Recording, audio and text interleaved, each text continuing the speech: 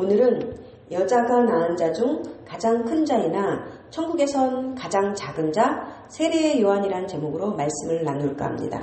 마태복음 11장 1절에서 14절 읽겠습니다.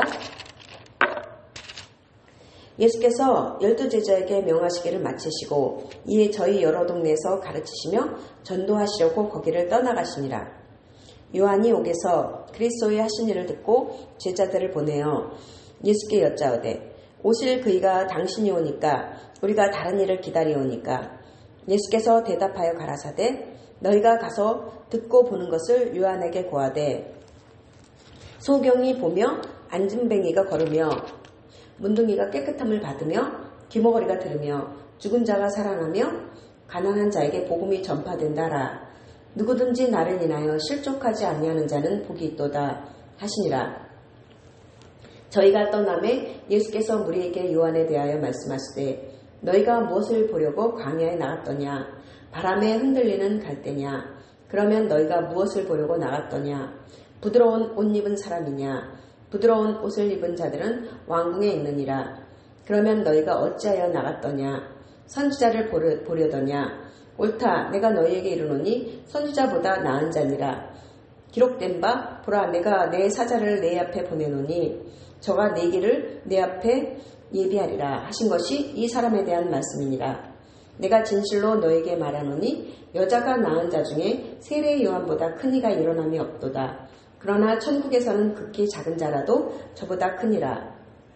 세례 요한의 때부터 지금까지 천국은 진노를 당하나니 진노하는 자는 빼앗느니라. 모든 선지자와 및 율법에 예언한 것이 요한까지니 만일 너희가 즐겨 받을진대 오리라 한 엘리야가 곧 이 사람이니라. 아멘. 본문의 말씀은 유대 분봉왕 헤롯이 동생 빌립의 아내 헤로디아를 취한 것에 대해서 세례 요한이 책망을 하니까 그 헤롯이 세례 요한을 감옥에 갔죠. 그때 일을 기록하고 있는 기사인데요. 요한은 이때 감옥이 주는 두려움 때문인지 아니면 예수님이 자신이 감옥에 갇혔는데도 아무런 액션을 취하지 않으신 것에 대한 분노인지 여태까지와는 사뭇 전혀 다른 모습을 보여주고 있습니다. 그는 면회로 온 제자들을 시켜서 예수님께 오실 그이가 당신이 오니까 우리가 다른 일을 기다리오니까 라고 묻게 하죠. 이때 세례 요한이 순전히 예수님의 메시아성을 의심해서 이런 말을 했다고 보기에는 일란에 그가 예수님께 했던 말과 행동과는 너무나 매치가 안 되는데요. 그래서 세례 요한이 예수님께 대한 원망과 지금까지 보여주셨던 예수님의 신적 능력으로 자기를 풀어달라는 호소를 반어법적으로 이렇게 표현한 게 아닐까 생각합니다. 세례 요한은 태아 때부터 예수님을 위해 택정함을 받은 선구자이죠. 그래서 마리아가 엘리사벳의 집에 방문했을 때에도 세례 요한은 엘리사벳의 태중에서 마리아 뱃속에 있는 예수님을 알아보고 기뻐 태동을 했던 자인데요. 누가복음 1장 41장 44절에 나와 있죠. 근데 이제 6, 7개월 정도밖에 안 된 뱃속의 태아가 임신 초기에 인간의 형상을 제대로 갖추지도 못한 예수님을 알아보고 기뻐 뛰어놀 정도라면 그가 얼마나 태어나기 전부터 영적 감각이 타고났는지 알 수 있습니다. 그는 공생의 시작 전에 예수님을 대속제물로 오신 메시아로 알아보고 세상 죄를 지고 가는 어린 양이라고 했습니다. 요한복음 3장 29절에 나와 있는데요. 그리고 나는 그의 신발을 들기도 감당치 못하겠다고 했고 또 성령이 오시기도 전인 상태인데 나는 물로 세례를 베풀지만 그는 생명과 성령과 불로써 세례를 베푸실 것이라고 말을 했습니다. 아마도 예수님께 성령에 대해서 듣지도 않았을 텐데 그의 영성은 이것만 보더라도 그전까지와의 선지자와는 확실히 차별화된 면이 있습니다. 그래서 예수님이 세례를 베풀라고 했을 때도 내가 당신께 세례를 받아야 하는데 어째서 나에게 세례를 받으려고 하느냐고 만류를 했고요. 또한 예수님께 세례를 베푼 후에도 영안이 열려서 예수님께 성령이 임하는 것을 보았고 또 하늘에서 이는 내 사랑하는 아들이요 기뻐하는 자라라고 말씀하신 하나님 음성을 들은 사람입니다. 그런데 이런 영성을 가졌던 그가 아무리 감옥에 갇혀있다 한들 어떻게 어이없게 이 오실 그이가 당신이 오니까 아니면 다른 일을 기다려오니까 라고 말을 하다니 좀 많이 실망스럽죠. 아마 세례요한은 다른 유대인들처럼 이스라엘을 로마의 압제에서 해방시키고 불의하고 타락한 자들을 심판하실 메시아를 기대했기 때문에 자기가 당한 일에 대해서 무심한 예수님께 단단히 실망을 해서 원망의 말을 한 것으로 보입니다. 이런 세례요한의 질문에 예수님은 이사야의 예언을 인용해서 자신이 메시아임을 그의 제자들에게 전하게 하시죠. 소경이 보며 앉은뱅이가 걸으며 문둥이가 깨끗함을 받으며 기머거리가 들으며 죽은 자가 살아나며 복음이 전파된다 하라. 이사야 29장 18절과 35장 5절 6절에 나와 있는 말씀인데요. 사실 예수님이 말씀을 이렇게 굳이 하실 필요도 없이 세례요한도 이사야의 메시아의 예언에 대한 예수님의 부합되는 그런 조건과 그의 메시아로서의 행적을 익히 알고 있었던 사람입니다. 그런데도 그는 예수님을 의심하는 이런 말을 한 것인데, 그래서 여기에 대해서 예수님은 다음에 이런 말씀을 하시죠. 누구든지 나를 인하여 실족하지 아니하는 자는 복이 있다. 예수님으로 인해 실족한다. 이 말씀의 뜻은 이 세례요한도 예수님을 메시아로서 믿었지만 인류의 대속주 대신 참 본질로서 메시아보다 자기를 위한 실질적인 문제를 해결해 줄 메시아를 원해서 그랬던 것이 아닐까 생각합니다. 그래서 세례요한은 자신을 실족시키는 자가 자기를 핍박하는 헤롯 안디바나 헤로데아가 아니라 자기가 믿는 구세주인 예수님이 된 것이죠. 여기서 이런 세례요한의 나약하고 이기적인 신앙과는 마치 현재 우리들의 신앙과 너무 닮아 있는데요.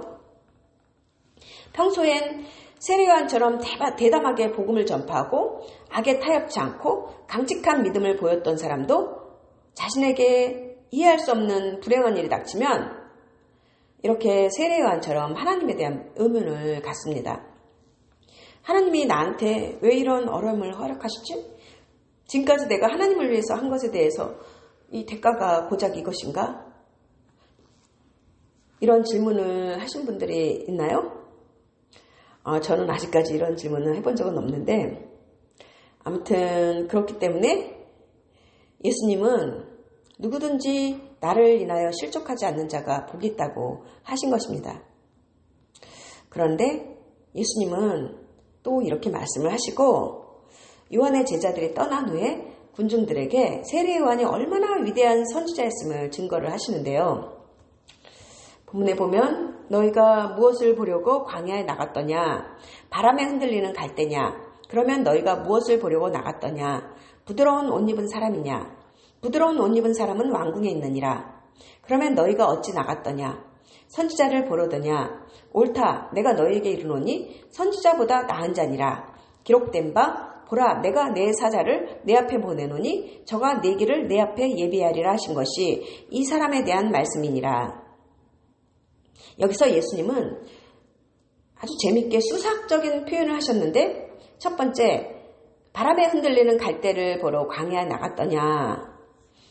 이 표현은 세례요한이 광야에서 세속에 물들지 않고 복음을 전파한 강직한 명과 또 그와 비교되게 지조없이 바람에 이리저리 흔들리는 유대인들의 그런 나약한 신앙관을 빗대어서 말씀하신 것이죠. 그리고 다음 절인 부드러운 옷 입은 사람이냐 그 사람은 왕궁에 있다. 이 표현도 같은 연장선상에 있는 말씀인데요. 세례 요한이 부드러운 고천으로 지은 옷을 입은 유대 귀족들과 이와는 비교되게 광야에서 낙타털 옷을 입고 또 그렇게 청렴하게 살면서 나시인으로서 구별된 하나님 앞에 구별된 생활을 했던 그 사실에 대해서 말씀하신 것이에요. 그리고 세 번째, 예수님은 또 군중들에게 말라기 3장 1절을 인용해서 그가 주의 길을 예비하는 하나님이 보내신 사자이며 지금까지의 선지자 중 가장 나은 선지자임을 증거하십니다. 그런데 그 다음엔 또 이런 이해하기 힘든 말씀을 하시는데요. 내가 진실로 너희에게 말하노니 여자가 낳은 자 중 세례 요한보다 큰 이가 일어남이 없도다. 그러나 천국에서 극히 작은 자라도 저보다 크니라. 여자가 낳은 자 중 가장 큰 자인데 어떻게 해서 천국에서는 가장 작을 수 있을까요? 우선 여자가 낳은 자 중 가장 크다는 것은 예수님의 말씀을 비롯해서 쉽게 이해할 수 있습니다. 세례 요한은 예수님 시대에 난 마지막 선지자로서 직접적으로 예수님의 길을 예비하는 선지자였습니다. 그러면서 그는 예수님께 직접 물로 세례를 베푼 자이기도 했습니다. 물론 여기서 예수님이 받은 세례는 죄인된 우리가 받는 회개의 세례와는 확연히 틀리죠. 예수님이 받으신 세례는 우선적으로 메시아로서 공생애를 시작하는 예식이었고 후대의 성도들에게 성찬과 같은 성례의 표본이 되시기 위함이셨는데요. 그리고 영적으로 본다면 그리스도의 몸이 닿는 것은 무엇이든지 거룩해지기 때문에 예수께서 몸을 직접 물에 담그심으로 앞으로 우리가 받아야 할 세례의 물을 정화시키기 위함이기도 하셨습니다. 그래서 예수님은 친히 세례 요한에게 요청해서 세례를 받으셔야 했던 것입니다. 그래도 한낱 피조물에 불과한 세례 요한이 어떻게 감히 창조주 하나님이신 예수님께 세례를 베푼다는 것은 사실 이거 하나만으로도 예수님께 여자에게 난 중에 가장 큰 자라는 호칭을 얻을 만한 일입니다. 세례 요한은 모세나 엘리야와 같은 권능을 행한 것은 아니지만 주의사자로서 주의 길을 예비했기에 역사상 세례 요한보다 더 중요하고 위대한 인물은 없는 것이 되는 것입니다. 그런데 또 예수님은 여자가 낳은 자 중 가장 크다고 했으면서 또 천국에서 가장 작은 자라고 말을 했는데요. 참 어려운 말씀인데 제가 생각해 봤는데 이것은 예수님이 모든 선지자와 및 율법에 예언한 것이 요한까지라고 말씀하신 것처럼 예수님과 같은 시대에 태어났지만 율법 아래에 있는 구약의 마지막 선지자로서 십자가의 대속의 은혜를 받지 못한 사람이기 때문에 그런 것이라고 생각했습니다. 그래서 그는 그리스도가 대속 제물의 어린 양으로서 인류의 죄를 사하실 것과 그가 베푸실 성령 세례에 대해서 알았지만 안타깝게 그 은택을 누리지 못하고 죽은 사람이잖아요. 참 이걸 생각하면은 우리가 아무리 볼품없고 나약한 자라고 해도 우리 모두는 예수님의 보혈의 공로를 입은 자들이고 성령을 받은 사람들이잖아요. 그래서 우리가 세례 요한보다 큰 자가 되는 것입니다. 여기서 천국은 꼭 우리가 죽어서 가는 하늘나라 천국이 아니라 그리스도가 오셔서 여신 성령의 시대, 은혜의 시대이며 예수 그리스도이기도 하신 겁니다. 그러나 이 그리스도의 은혜는 돈이 있건 없건 귀하건 천하건 따지지 않고 누구에게나 주어지는 은혜인데 하지만 아무나 획득할 수 있는 은혜도 아니에요. 그래서 예수님은 아주 재미있는 표현을 하십니다. 천국은 침노를 당하나니 침노하는 자가 빼앗느니라. 여기서 침노하는 자를 의미하는 헬라어가 비아스타인데요. 이것은 비아이스타인은 자신의 목적을 위해서 수단과 방법을 가리지 않고 이렇게 쟁취하는 그런 자를 의미한다고 합니다. 즉, 우리가 천국을 소유하는 데는 열정을 넘어서 그 어떤 희생도 감수하고 오직 미친 듯이 그것만을 위해서 사력을 다해서 그렇게 사는 삶이 되어야 한다는 것이죠. 그래서 나태하게 천국 가면 좋지 그렇게 하면 절대 안 되고 무슨 수를 써서라도 목숨을 버려서라도 획득해야 하는 것이 그리스도 천국인 것입니다. 제가 몇 년 전에 여기 계신 분들도 보신 분이 있겠지만 탈레반에게 점령당한 아프가니스탄을 탈출하는 난민들을 TV를 통해서 본 적이 있는데요. 그들은 남아있으면 죽는다는 일념하에 위험하게 뜨는 비행기에 매달려서 그곳을 떠나려고 했는데요. 그래서 사실 비행기 사람들이 막 그냥 후두두두 떨어지고 막 비행기가 달려가는데도 그 비행기에 매달리고 막 그런 거를 제가 보면서 굉장히 충격을 받았어요. 그리고 그거를 보면서 제가 생각했는데 어찌 보면 탈레반은 사단이고 아프간은 그들에게 점령당한 땅이죠. 그래서 그 땅에 남아있으면 죽기 때문에 오직 아프간 난민처럼 우리가 예수님께 올라타서 죽음을 불사하고 그렇게 올라타야 되는 게 아닌가 이렇게 생각을 해봤습니다. 그것이 바로 예수님이 말한 천국을 침노하는 것이라고 생각했습니다. 그럼 말씀을 마치겠습니다. 기도하겠습니다. 하나님 아버지, 오늘은 세례 요한에 대한 말씀을 나누며 우리가 십자가의 대속의 은혜를 입은 우리가 얼마나 복된 자인지를 새삼 생각하며 감사한 마음을 가졌습니다.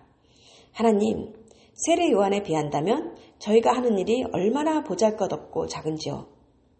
그러나 우리는 이러한 주님의 은혜를 잊고 때론 세상에서 잘 되길 바라며 뜻하지 않은 좋지 못한 일을 겪을 때 주님을 의심하며 원망하기도 합니다. 주님, 이러한 저희 못난 모습을 용서하여 주시옵소서. 그리고 이러한 은혜를 받았으나 천국은 쉽게 들어가는 곳이 아닌 침노하는 자의 것이란 주님의 말씀을 다시 신비에 새기게 하여 주시옵소서. 주님, 우리가 지금보다 더 열심을 내길 천국을 소망하며 달려가길 바랍니다. 저희 안에 더욱 성령을 강하게 부릴 듯 채워주시옵소서. 성령이 아니고서는 저희는 열심을 낼 수 없습니다. 저희 안에 주님의 영으로 가득 채워주시옵소서. 그래서 쓰러져갈 이 세상의 안위와 성공이 아닌 오직 주님만을 위해 천국을 위해서는 다 버릴 수 있는 자가 되길 원합니다. 주님, 저에게 은혜 내려주시옵소서. 예수 그리스도의 이름으로 기도드립니다. 아멘.